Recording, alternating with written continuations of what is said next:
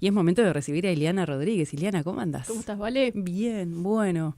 Nos metemos en tu columna de lingüística y de temas que nos van involucrando, que tiene que ver todo con el lenguaje, las palabras, los usos que hacemos también de eso. Y la propuesta para hoy te la dejo toda a vos, porque ya dijimos el titular, pero hay que desarrollar. Mitos del lenguaje. Mitos. Que estábamos recién preguntándonos hasta dónde son mitos, y bueno, los oyentes podrán confirmar o no si ellos creen que las cosas son del modo que se van a plantear ahora en breve o no, porque muchos mitos con el paso del tiempo caen, porque vivimos en la era de la información, no necesariamente del conocimiento, sí. Pero está muy, muy a la mano de cualquiera de nosotros confirmar cuestiones que popularmente se creen ciertas. Como, por ejemplo, que hay lenguas más difíciles que otras. Eso está recontra instalado, ¿no? Se me ocurre. Bueno, mi hijo el otro día me dijo, con el tema del mundial, estábamos viendo a unos jugadores hablando árabe, y dijo enseguida, el árabe es una lengua muy difícil, el árabe es muy difícil, ¿no, mamá? Y bueno, claro, desde su punto de vista, porque claramente es ininteligible, ¿no? Porque uno escucha a alguien hablando portugués, italiano, y capaz que algo ahí puede llegar, o le suena cercano en algún punto, pero para él la calificó enseguida de lengua difícil. Y eso me hizo pensar también que estos mitos además son intuiciones nuestras, no es necesariamente una bajada cultural, una creencia de nosotros los uruguayos. Cuando un niño hace esa observación es porque, bueno, hay algo de cierto ahí. Y claro que es difícil para nosotros hispanohablantes, pero en realidad es una verdad a medias esto. Para un bebé, aprender árabe, aprender mandarín, aprender euskera, aprender la lengua que sea, de las miles de lenguas que existen, va a ser igual de fácil. El tema es cuando ya tenemos una como lengua materna, ¿no? Como claro, cuando está instalada una ya. Te iba a preguntar eso, Ileana, justamente, si la dificultad para aprender una lengua de grande depende cuál sea tu lengua de base. Sí, de hecho... Ahí cambia la historia. De hecho, ese es otro mito, que es que los niños aprenden rápido y los adultos lento. ¿Estamos de acuerdo? ¿No? Que también está todavía muy vigente eso, sí. ¿No? Los comentarios que he recibido muchas veces, ¡ay, qué lástima que no aprendí tal o cual lengua de chico! O que no presté atención en las clases de... Y bueno... Esto también es un mito porque en realidad los adultos aprendemos más rápido, mucho más rápido. Si nosotras vamos con nuestros hijos a vivir a Lyon, nuestros hijos que son pequeñitos van a terminar aprendiendo francés. Nosotras seguramente también, nosotras empecemos a comunicarnos antes que ellos, en el súper, por ejemplo, con vecinos, pero después de cierto tiempo ellos nos pasarían de largo y terminarían hablando un francés mucho mejor que el que nosotras, con nuestra edad, aprenderíamos. Lo que pasa es que el niño aprende más lento, pero termina alcanzando un nivel de proficiencia mucho mejor, ¿okay? Dependiendo de la edad, llega incluso a ser el de un nativo. ¿Es por lo integrada que tenemos nosotras nuestra lengua materna cuando nos enfrentamos a otra? Sí, tiene que ver también. Ellos están en plena etapa de integración, ¿no? Sí, y con cuestiones de poda neuronal, claro, justamente. Claro. O sea, todavía el cerebro de un modo no termina de configurarse. Y esto está relacionado con el primer mito, ¿no? Con esto de que hay lenguas más difíciles y más fáciles. Son todas igual de fáciles de adquirir, ¿no? De aprender, que eso es cuando ya somos más grandecitos. Y hay algo que se ha confirmado bastante ya, que es un hecho que conocemos bien, que es el siguiente. Los bebés pueden distinguir, cuando nacen, recién nacido, puede distinguir una diversidad de sonidos muy superior a lo que podríamos distinguir nosotras. Por ejemplo, para nosotros incluso es difícil distinguir el sh y del y. ¿Sí? Todavía hay personas muy añosas que dicen yo en Uruguay. Pero los más jóvenes, la palatal es completamente sorda para los jóvenes, dicen yo. Incluso esa distinción para un hispanohablante, en donde el sonido todavía existe en nuestra comunidad, es difícil de distinguir para un adulto. Y así podríamos ir con vocales largas y cortas, y, ¿no? Y con nasalizaciones. Todo eso un recién nacido lo distingue a la perfección. Pero a medida que va pasando el tiempo y se va exponiendo la lengua que le tocó, empieza a ocurrir una poda neuronal y que quedan sordos, digamos, a otros sonidos. De hecho, por ejemplo, para un sinohablante, y l escuchan lo mismo. ¿Sí? Escuchan el mismo sonido. Sí, no logran. Por eso es cuando tratan de hablar una lengua como el español, en donde son dos sonidos distintos, y l, terminan confundiéndolas. ¿Sí? Pero bueno, en conclusión, no hay lenguas más difíciles que otras.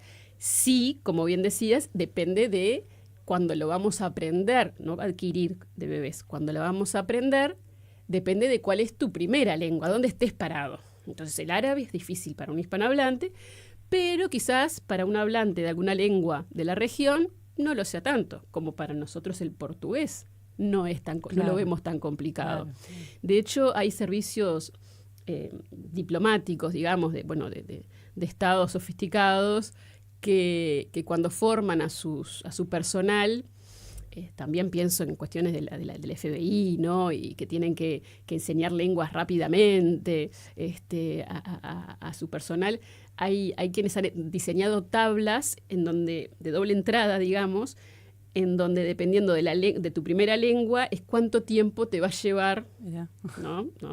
Yo parto como hispanohablante, no sé, portugués, capaz que intensivamente en 5 meses logran, ¿no? Árabe un poquito más. Y árabe capaz que estamos un par de añitos. Chino, mandarín, también. También, exacto. Bueno, después también está, no sé si ponerlo dentro de la categoría mitos, pero sí de una de esas cosas de las que se hablan bastante en este tipo de temas, que es el momento de la escritura, ¿no? No solo de la parte oral. El momento, por ejemplo, se me ocurre el chino, claro, que te dicen que algunos símbolos representan conceptos o frases y no solo como letras como tenemos nosotros, ¿no? Que eso también implica otro nivel de complejidad. Y de aprendizaje. A veces terminan con los kanji en japonés, tenés que llegar a un nivel de educación muy alto para conocer la gran mayoría.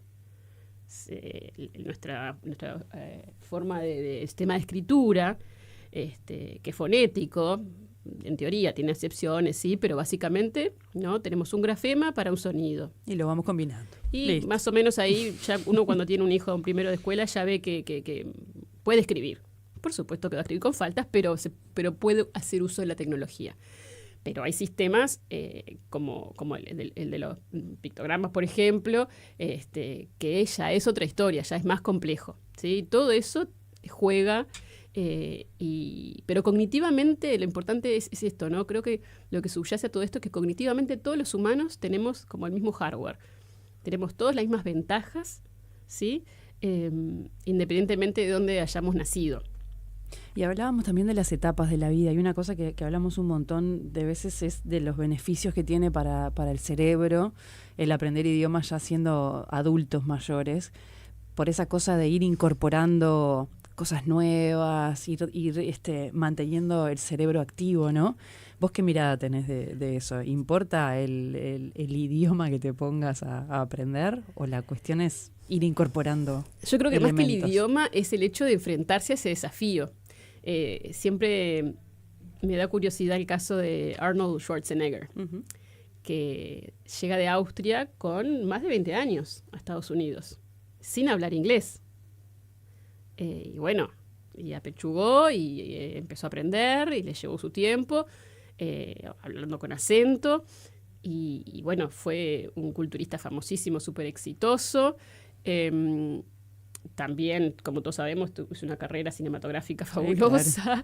Llegó a ser gobernador, empresario. Y yo creo que acá se juntan dos cosas, ¿no? Dos cosas que suelen ir de la mano en la mayoría de los casos, que es esto del exponerse a un desafío como es el emigrar y al tener que aprender otra lengua. Algo que le pasó a a muchos inmigrantes de nuestras tierras, ¿no? Que la fuerza de los hechos te lleva, ¿no? A aprenderlo. Lo que no te, en tiempo récord. Lo que no te mata, claro, ¿no? Claro. Te hace más fuerte. Sí. A uno le da resiliencia esto de enfrentarse a algo y más que el enfrentarse, el darse cuenta de que uno puede, ¿no? Que uno puede aprender otra lengua. Da mucha satisfacción. Es algo muy mágico cuando uno está del otro lado de que pasó, digamos, el alambrado y ya puede comunicarse en otra lengua, sobre todo de grande. Yo tengo la experiencia de haber aprendido una lengua extranjera de chiquitita y otra de adulto. Y bueno, son experiencias distintas, pero la de adulto es mágico porque justamente se da muy rápido, se puede percibir esta magia, ¿no? Uno se acuerda de que a mí me pasó la primera vez que fui a vivir a Italia sin hablar español y aprendí allá en modo inmersión, asistiendo a clases en el marco de mi maestría. Y claro, fue en cuestión de 3 meses, yo me encontraba hablando italiano con otros y eso es muy lindo. Y está también todo lo cultural que destapa esto, ¿no? Porque empezás a descubrir, y obviamente que siendo grande te metes en otros recovecos culturales que tienen que ver con, no sé, desde literatura, cocina, hablando de Italia, por ejemplo, Sí. ¿no? Todo lo que tiene para descubrir, todos los países lo tienen, obviamente, pero te habilita todo un conocimiento cultural extra que a lo comunicacional nada más, ¿no? Y eso lo ve el adulto. Claro, el niño no lo percibe todavía. Y el adulto puede sacar provecho de todo eso. Claro. El adulto puede decir, bueno, estoy aprendiendo tal o cual lengua, entonces me voy a poner a la radio en tal cosa, o voy a sacar un libro de la biblioteca en esa lengua, ¿sí? O voy a pensar en recetas, o sea, esas cuestiones, ¿sí? Meta-analíticas, Claro. a otro nivel, o puedo decir, bueno, me voy a hacer una listita de palabras y me la pego en el espejo del baño para aprenderme estas palabras. Todo eso, como los niños no son capaces de desarrollar esas estrategias, que el adulto sí.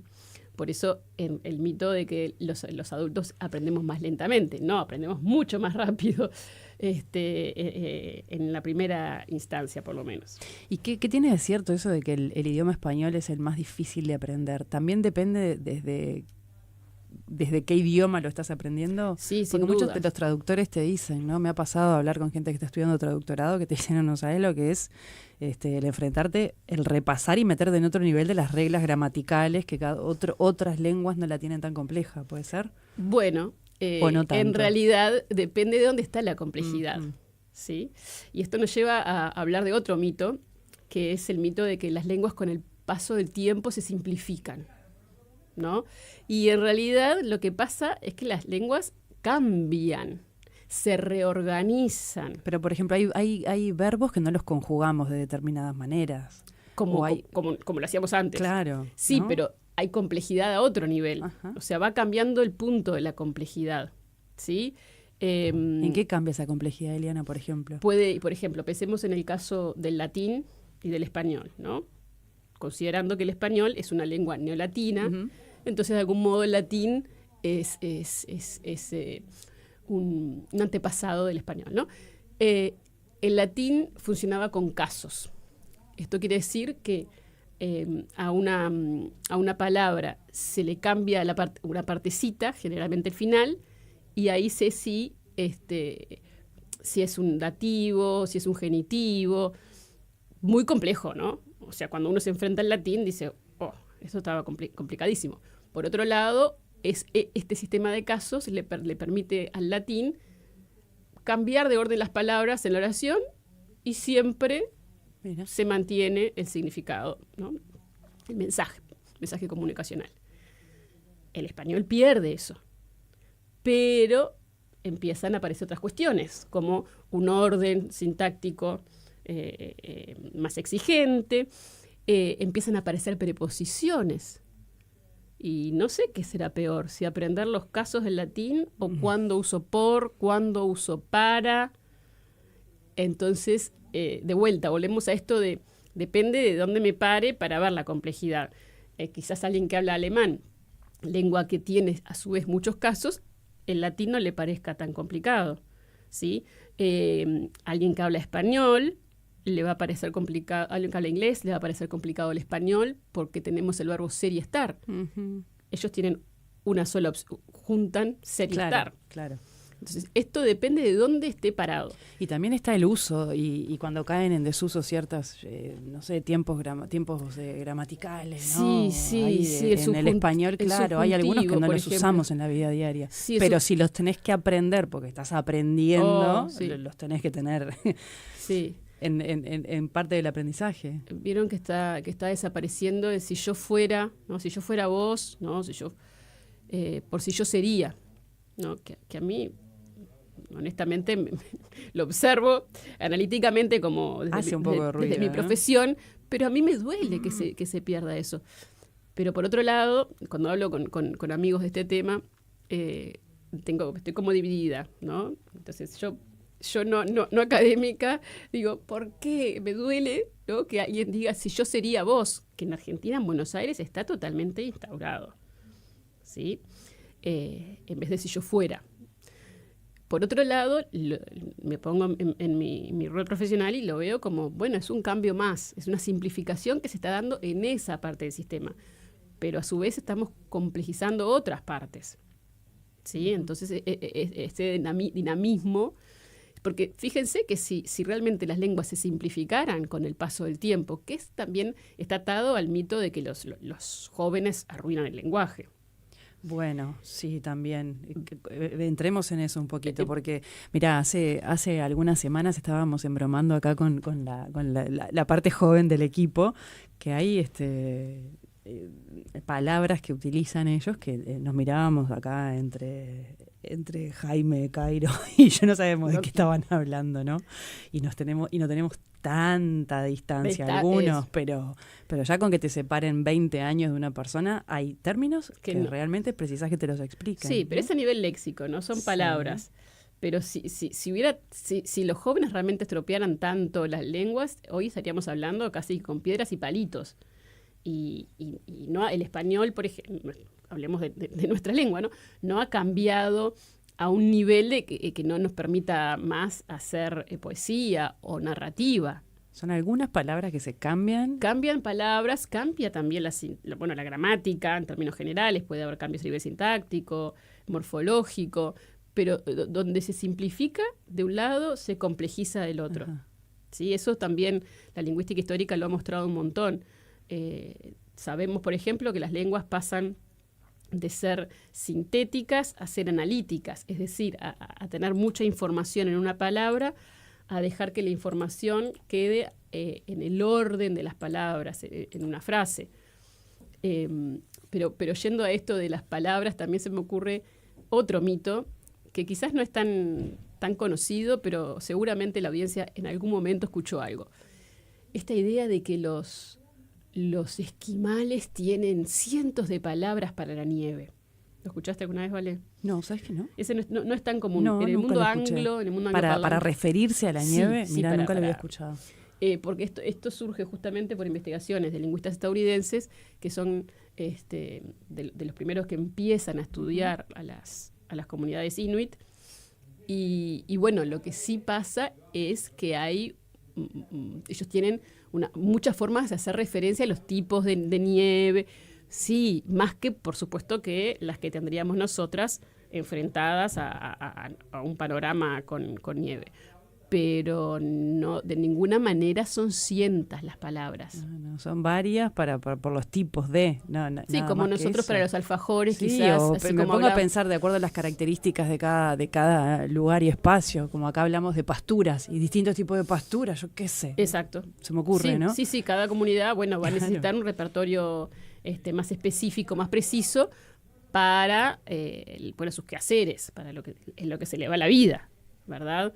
Pero tampoco llega a ser una demencia como cientos de palabras. No, las exageraciones, viste, que a veces entran en esto de los mitos, ¿no? Y ¿qué tanto contacto con la realidad tienen? Porque hay que agrandar para que valga la pena contarlo también, ¿no? Y también me quedo con eso que decías de los jóvenes, que no hay que poner tanto peso en esos términos que utilizan para hacer referencia a distintas cuestiones, no es que están destruyendo el lenguaje, tampoco lo hacen cuando escriben, por ejemplo, cuando se habla de ciertas simplificaciones que dicen, lees eso y no se entiende nada, que en vez de poner el por qué te ponen la se pone la X y la Q con un apóstrofe. Eso es una simplificación. Eso lo hacían los monjes antes de Gutenberg, cuando tenían que copiar los textos, ¿no? Porque no había imprenta, no había obviamente fotocopiadora. Entonces, para alivianar el trabajo, eran las abreviaturas. Eran casi que todo el texto. Sí. De hecho, alguien quiere estudiar latín hoy, tiene que tener un diccionario de abreviaturas para poder entender un texto antiguo. Y el mismo concepto pasa cuando te escriben, no sé, ejemplo básico, casa con una K y una S y una A. Sí. ¿Es la misma consideración? ¿O la simplificación a veces empieza en algún punto a destruir? Yo creo que hay mucho acá de, primero, si esto es por WhatsApp o si es un escrito en el liceo, ¿no? Yo creo que también hay esta cuestión identitaria, de esto de mostrarme distinto, que siempre los adolescentes van a querer hacer y han querido hacer, ¿no? Pensemos en la generación de nuestros padres, con los cortes, cuando mi madre se cortó el pelo como Beatle. Sí, claro. Que era un escándalo. La ruptura en algún lado tiene que estar. Tiene que estar, ¿no? Los pantalones Oxford, bueno, que ahora volvieron, ¿no? Pero los originales eran muy disruptivos. El joven tiene que hacer algo distinto, ya sea escribiendo casa con K, o tatuándose, o haciéndose, no sé, poniéndose un piercing. Pero no es para tanto para decir que destruyen. Eso me parece que está bueno ponerlo en su justa medida, porque a veces son depositarios los más jóvenes, los adolescentes, en distintos tipos de destrucciones que no tienen nada que ver. Bueno, lo que sabemos es que históricamente, yendo a la Roma antigua, se han encontrado en baños romanos grafitis, en donde también se mencionan que los jóvenes, esas críticas, bueno, y en textos, por supuesto, también críticas a los jóvenes y a su uso. Eso es una constante en la historia. Y bueno, y acá estamos hablando y a ver, ningún cincuentón habla como hablaba cuando tenía 15 años, que seguramente hablaba de un modo que a su abuela no le gustaba. Mira, y pregunta a un oyente si no hay una suerte de economía del lenguaje. Sí, por supuesto, está. Eso es un principio. Está el principio de economía lingüístico, que siempre está ahí, lo estamos viendo. En el caso de que comentaban esta observación que les compartía de la desaparición del subjuntivo por el condicional, que veo en Buenos Aires hace mucho tiempo, ¿no? Esto de si yo sería vos, si yo estaría en tu lugar, eso claramente es un principio de economía, en tanto que, bueno, si podemos con una construcción matar 2 pájaros de un tiro, claro. Fabuloso. Pero también sabemos que está este movimiento pendular entre simplificar, donde se aprecia el principio de economía, y complejizar también. Nos vamos de un sitio para el otro. Como decíamos, esto de lo sintético en analítico, como en una sincronía, en otra sincronía histórica, nosotros decíamos cantaré, ¿no? Yo digo voy a cantar, claro. Nadie, no diríamos cantaré. Bueno, queda como forzado. ¿No? Queda como forzado, queda afectado. Y ahí, ¿qué pasó? Pasamos de un sistema sintético, en donde cantaré sintetiza, junta verbo con tiempo verbal, a una analítica, con 2 partes. Con 3 partes, en realidad, voy a cantar. Y ustedes me dirán, pero ahí es más complejo, porque son 3 palabras y la otra es una sola. Sí, pero para la otra tengo que aprenderme las conjugaciones para todos los verbos. En cambio, con voy a cantar, voy a tomar, voy a bailar. Claro. Sí.